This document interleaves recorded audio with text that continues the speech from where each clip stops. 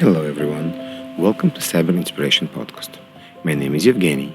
I have been around cybersecurity for the last 20 years and I have a lot of experience working with a variety of cybersecurity vendors.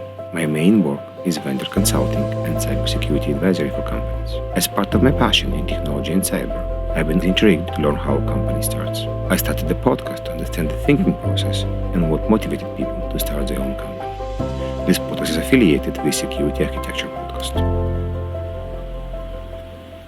I have the pleasure today to talk to René about his new book. And this is actually one of the first time I have someone on the show that has a book written on both languages in the same time, English and French.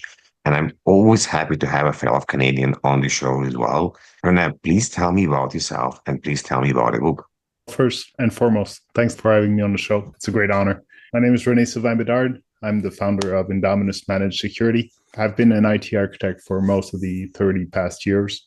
And basically, I wrote the book to answer a very simple question. How do small and medium business owners manage cybersecurity? And the answer that came was that they're not, because they don't know, and they happen to fear what they don't know. So I wanted to turn that fear into power for SMB owner. So I wrote the book as a guide for them to actually learn how cybersecurity works, how to implement it within their company, and start embracing cybersecurity instead of fearing it. This is a great motivation, and I think it's a great idea. Before we go diving into the book, you are French Canadian. So what was the decision tree? English, French, both? So when I first talked to my editor, which is Rethink Press in England, there was already no question in my mind. Everything in the company that we've built so far is bilingual. And I'm a great defender of the French heritage of Quebec, but also I realized that it's about 5% of North America. So there's a lot more market outside than within our borders. And also when I talked to my editor, they basically said, we don't do French. So what I said was, fine, can we add to the contract that I keep all the rights for the French edition myself and I'll publish myself. And so we auto-published the French edition and the English edition should come out early 2025 with all the support of my editor, which is, as I said, Rethink Press. Well, actually, my second question, how do you decide to go self-publishing or using a publisher? And it looks like you did half and half, but walk me through the decision tree. Walk me through, because I did self-publishing for my book. And in the beginning, I really want to have a publisher. And honestly, I'm happy I did self-publishing for a variety of reasons. This is about you, not about me.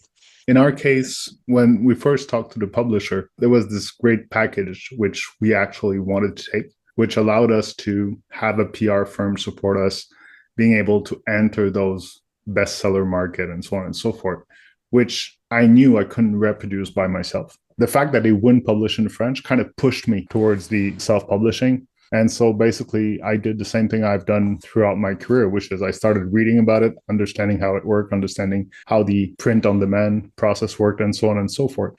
And we actually came to the point where we said, okay, we can do this by ourselves. And the last stage, which I didn't believe I would do, is actually getting a PR firm that specializes in book launch. And we're going to have the book launch officially on December 4th here in Montreal. Sweet. You mentioned publisher. Was it hard to find a publisher? I've been blessed. So I know it's not easy. I tried to find one in French, by the way, and it wasn't an easy process. It requires time, it requires research. You have to find a proper fit. But in the case of Rethink Press, I was onboarded into the Dent Global Accelerator. And as part of Dent, there is this publishing firm which they purchased and integrated into the process, which basically supports you into writing your book, supports you into creating your first draft and refining it and so on. They have an entire process. And it's a bit of a hybrid mode. It's not a true publisher, which basically takes care of everything and then takes most of the money out of the book. The split is more even, but also you have to put shoulders to the wheel and actually make it work. You mentioned target audience is SMB. Now, you knew it when you started to write a book, or when you write the book, it kind of changed a bit? Because it sounded like you had a crystal idea. This is the market I need to serve. But I'm wondering, during the writing, did it change a bit? Did you actually did proof of concept? Did you pitch your idea to SMBs and ask them, would you read this book? Would you care if I write it? Actually, I did the pacing when we did the company pivot. So we started the pivot for Indominus in July 2022. I realized that when it came to managed services, when it came to actually serving the people that needed cybersecurity the most, SMBs were the ideal target audience. The analogy I always make is that you walk into an SMB, there's 100 user. If there's a smoke detector, they don't know if there's a battery in it. You walk into a bank, there's a smoke detector. It's dual powered. It's got sprinklers. They have their own firemen. They have the entire kit. They don't need me. So when we can actually talk about cybersecurity and actually explain it to an owner to empower him, I don't need to speak to a bank CEO. They already know. And if they don't know, they'll have experts that will actually explain it to them and so on and so forth. Whereas the SME owner is by himself. He needs support. He needs guidance. He needs a process to actually digest this and understand it. And that's how we basically focused on the SMB owner. You're also a cybersecurity professional. Having said this, it's different when you write a book. And I'm wondering, did you end up validating some of your ideas, or you were confident enough that what you're writing is how it should be? It's interesting to see, because one thing is to state something to someone, and the different things to put it in writing, because you know you're going to be living forever. I'm blessed and cursed by this. So I've been an IT architect, as I said, for the best part of 30 years, which means that I can actually take a very complex concept and bring it into simple, understandable words. It also means sometimes that I take shortcuts. I would take one point and make 2 or 3 IDs out of it. And sometimes it confuses the reader. So I actually had to go in and restrain myself and really structure the book so that it would make sense. And that's where we actually created the secure method, SECURE, which is an actual 6-step process for the owner to actually go through and learn what data to protect, how to protect it, how to train his management team so he can train his users, all the way up to the last E, which is evolution. So all this actually had to take some restraint in order to make understandable for business owners. Let's switch topics a bit. Let's talk about the writing process. Everybody is different. Some people allocate time. Some people write when they have the inspiration. What was your writing process? Discipline. Basically, 5 days a week, 5 a.m. to 6:30 every day for 10 weeks. 6:30 a.m. Yes. So I would get up, make my coffee, write. What do you do if you wake up and you're like sore, you're not in the mood? You know that the customers need attention. Maybe, God forbid, something with the family. It's in the morning. You have the entire day ahead. Did you always have the motivation, or like, what do you do? I wasn't able to write for a single day in 10 weeks. And the beauty of 5 to 6:30 is that you're up before everybody. So nobody's up yet. No kids are screaming. There's no family emergencies. Most customers are sleeping as well. So at that point, I basically created a bubble that allowed me to write. I'll say this, discipline-wise, I've done my master class. I need it for my health. So therefore, when it comes to applying to somebody else or something else, I cut it through, simply cut through all the noise. You had time when you lost the motivation and you didn't know what to do and how to bring it back, or it was just discipline? Not during the writing process. The discipline that kind of lacked or was heavier was during the review process. So actually reviewing, correcting, making sure that all IDs made sense, and having to actually read through the book 5, 6, 7 times to make sure everything was okay. Those were the hardest time. It took me twice as long to review than to write. When I was reading my book after I wrote it to review, I started to hate my book. Like, I didn't want to read it again. How was your feelings about it? I don't hate it, but let's just say it's going to take a few months before I read it again. It's just like, okay, I want it out. I want it out. You know, it's just, okay, it's how many times I can read this? And sometimes you read it like, can I change this? Maybe I can phrase it differently. So you come a lot of doubts about what you can do and not to do about this. I think it's the same principle of the 8th and 9th month in pregnancy. Get it out of me. Just get it out. I don't want this anymore. I like the analogy. I like this. Is a very good analogy as well. Now, we have cyber changing quite fast and rapidly, especially for the last 2 years. Having said this, some of the things are still basic, asset management, multi-factor authentication, many different things. Did you envision maybe write your revision 2 in a few years, or majority of the ideas will be there because they are so basic and like almost like a first principle? I think we're closer to the first principle. Will there be an update to it? Most likely. Perhaps I'll do a second edition. But it's more about how to take charge. It's to show owners that nobody but them can take charge of their cybersecurity, especially in a small business. And it's not only a question of budget, but it is truly a question of attention, how much attention you put to it. And in the last chapter of the book, the evolution part of the program, I'm actually telling them, look, be out there, be curious, find out what's happening, find out how it's happening, so that you can turn around and actually make your plan evolve. Sounds like there was no doubt. Sounds like you're very, very, very driven to do it. But I'm still wondering what maybe in the middle of the process, something happened that even reinforced that you're the right track. There were some blocks that were removed in the book when the editor went through. And I was like, I thought it lost a lot of flavor. But once I reread it and I actually wrapped my head around it, it made sense. So it's not so much rejection. There were people that I thought would be happy to read it that never read it.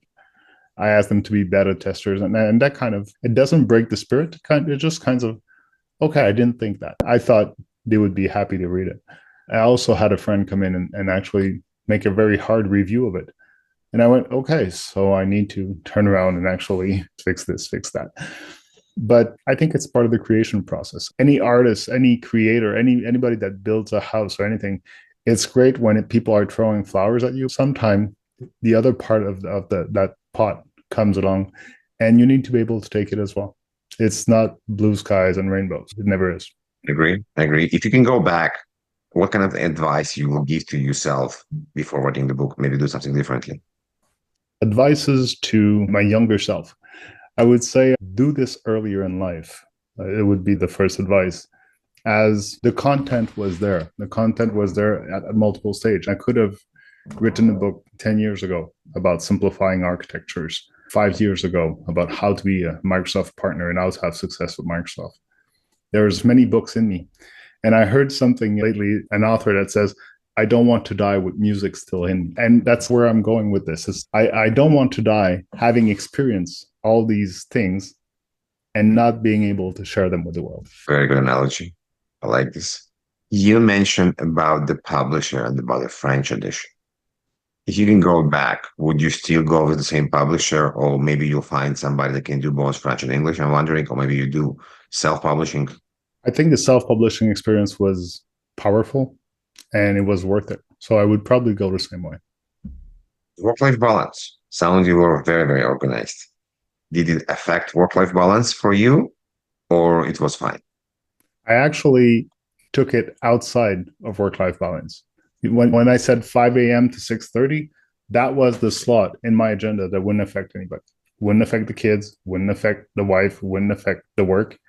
I was there for work at 7:30 every morning, just like I always am. And between 4 and 6, the day will be over and I would be with family. So this is how I managed to do it without impacting everybody. My recipe is not true for everybody, but I think the idea is more to create space, to create time, instead of trying to step on people's feet. Do you still wake up at 5:30? Oh, that's it. This time is gone and you now wake up later. I wake up at 5 every morning. So you still wake up at 5. Do you do something else now at 5:30? Yeah, now I relax, perhaps watch a bit of Netflix and have a coffee for about an hour before I launch my day. And also, we're pivoting a company, so it's not like I'm lacking work. So sometimes I would just grab a coffee, come up and do some work before I launch the rest of it. Always something to do. Yeah. You mentioned one friend gave you a very harsh review, and it's not easy to deal sometimes with harsh reviews. Walk me through the process. Walk me through what you felt, what you think you can also recommend to other people when they have this, not even rejection, but very, very harsh review on their book, on their work. So the first thing, he's a great friend, so he actually did this to me in private. Someone would have done that to me in public, I might have reacted differently. I basically sat down and reread his review 4 or 5 times. Some of it was accurate. Some of it was linked to the fact that he was not the target audience. But I basically atomized it and made sure that I could review each of the steps and each of the things and try to put myself in his shoes. That was the only way for me to make sure, A, that I wouldn't hold any grudge and that I would actually accept. You have to put yourself in the other person's shoe. A, it's an act of love, and B, it's an act of courage. You don't tell a friend, by the way, you've done this is bad, redo it. You don't say that to a friend just to be a jerk. You do that because you care for them, because you actually care about their reputation, and you don't want them to put half a product out there. Yeah, that's part. Definitely important. Do you think you're going to do an audio version? I'm considering two things right now. So actually three things. First, I'm considering doing an actual companion workbook that we could give away so like that a workbook. Owners could actually write down their stuff and understand where they're going. So that would probably be the first step. And then the more I look out at the world, I'm thinking we need a secure edition for elderly because they're getting attacked and nobody's there to actually show them how cybersecurity works and how to make things happen in that space. And then I'm also thinking young teenagers, because quite frankly, they're users/abusers of technology. They use it profusely, but nobody's taking the time to actually show them what does it mean to have a clean digital life and what does it mean to have healthy cybersecurity practices. It was this. René, thank you very much. It was a pleasure. I love your story. Good luck with the book. Good luck with the pivoting of the company. And we're definitely going to talk more. Yeah, definitely. Thanks a lot for your time.